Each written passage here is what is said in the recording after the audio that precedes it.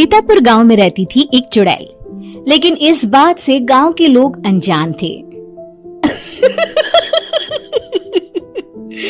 जब तक पूरे गांव की एक एक औरत के गहने मेरे पास नहीं आ जाते, मैं इस गांव को छोड़कर नहीं जाऊंगी, चाहे इसके लिए मुझे लोगों को गायब भी क्यों ना करना पड़े। दूसरी तरफ गांव की औरतें बात कर रही थी। अरे सुन रही हो, ये देखो मैंने कल ही नया हार बनवाया है सोने का, कैसा लग रहा है? बहुत ही अच्छा है ना, पहले तुम पहनो, फिर शादी में अपनी होने वाली बहू को दे देना। और क्या, सोने चांदी का यही तो फायदा है, जितना पुराना उतना महंगा। लेकिन एक एक पैसा बचाकर ये लेना सच में बहुत मुश्किल हो रहा था मेरे लिए। तभी वहाँ पहली का पति आ जाता है। गांव में एक औरत के घर के सोने के सारे गहने चोरी हो गए। लोग बातें बना रहे कि गांव में कोई चोर घुस आया है जो घर की कोई चीज को हाथ नहीं लगाता, पर सिर्फ सोने के गहनों को ही चुराता है। अब तुम ना अपने ये गहने संभाल कर रखना। हे भगवान, ये क्या बोल रहे हैं? ये तो वही बात हो गई कि गांव बसा नहीं और लुटेरे पहले आ गए। दूसरी तरफ गांव के ही एक घर में रंजना रहती थी। उसके पति का गांव में चाउमीन का ठेला था। एक दिन उसके घर में एक औरत आती है। अरे रंजना, तू गांव में नहीं है तो सोचा तुम्हें बता दूं। गांव में बात चल रही है कि गांव में एक चोर घुस आया है जो घरों के सोने के गहने चुरा लेता है। अरे मैं तो सिर्फ ये कान की छोटी सी बाली ही सोने की पहनती हूँ, बाकी गहने तो मैंने गांव के बैंक में लाकर रखे हैं। ये क्या होता है? ना बाबा ना, हमारे गांव की औरतें तो गहने अपने पास ही रखती है। जब कहीं जाना हो तो बस अलमारी से गहने निकालो और पहन लो। दूसरी तरफ एक औरत हाथ में टोटके वाली छोटी सी गुड़िया लेकर घर में चली आती है। अरे कोई है? घर की औरत है क्या? क्या है ये गुड़िया?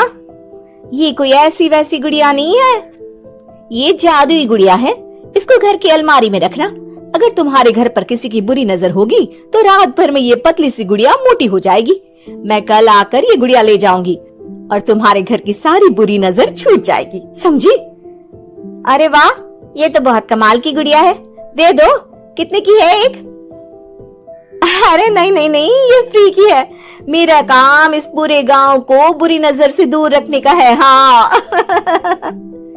भली औरत उसके हाथ से वो गुड़िया लेकर अलमारी में रख देती है। लेकिन अगली सुबह जब वो उस गुड़िया को देखती है तो पतली सी गुड़िया मोटी हो चुकी होती है। हे भगवान, ये क्या?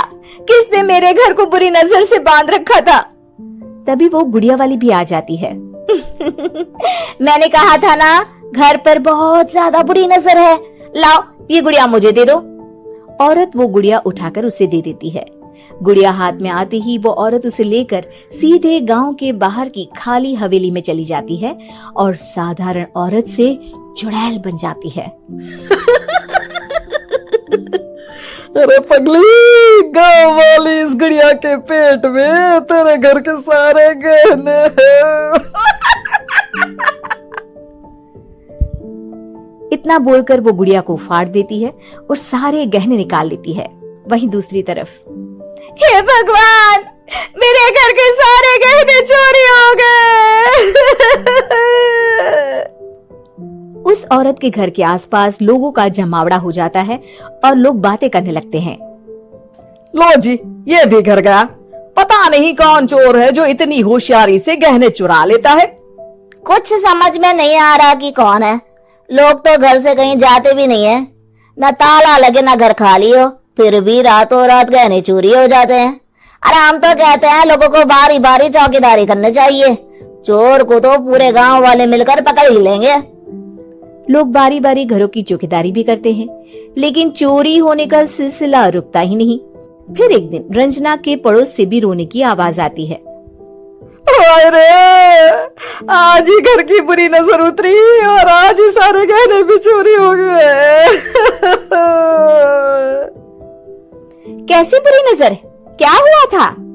तभी वहाँ उस औरत का पति भी आ जाता है जिसके घर में गहनों की चोरी हुई थी।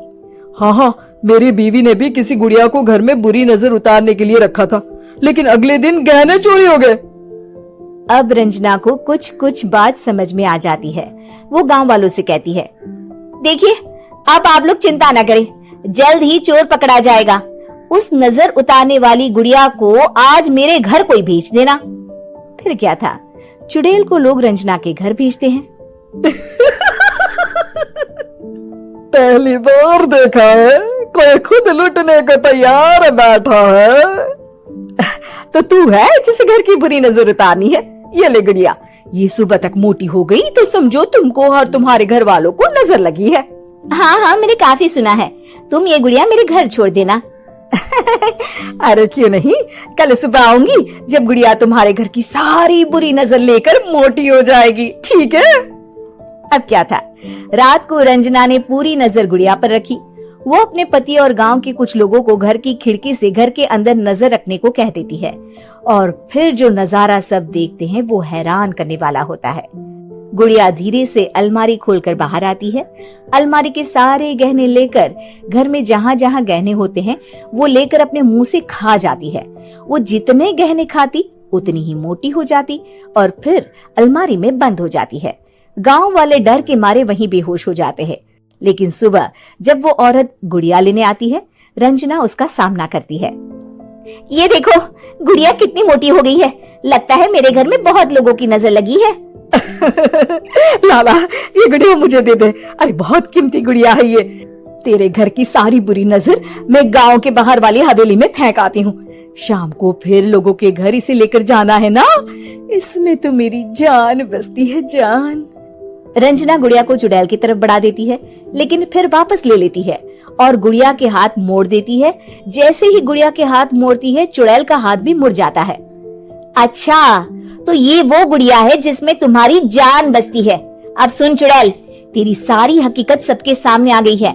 या तो गांव वालों के गहने लौटा दे, नहीं तो मैं इस गुड़िया की गर्दन मोड़ दूंगी। चुड़ैल डर जाती है। अरे नहीं नहीं, मेरी गुड़िया दे दो, मैं सबके गहने वापस कर दूंगी। ठीक है, अब भी जा और सबके सारे गहने वापस कर। चल निकल यहाँ से। चुड़ैल सबके गहने लौटा कर रंजना के पास आती है। ला दे मेरी गुड़िया रंजना, इसके अंदर के गहने निकाल ले, लेकिन गुड़िया वापस दे दे। लेकिन रंजना जानती थी कि जैसे ही गुड़िया चुड़ैल को देगी उसकी शक्ति वापस आ जाएगी।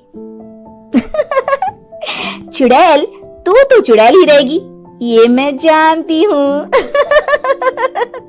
अरे नहीं नहीं नहीं, मैं गांव छोड़कर चली जाऊंगी, किसी को परेशान नहीं करूंगी, वादा करती हूँ मैं।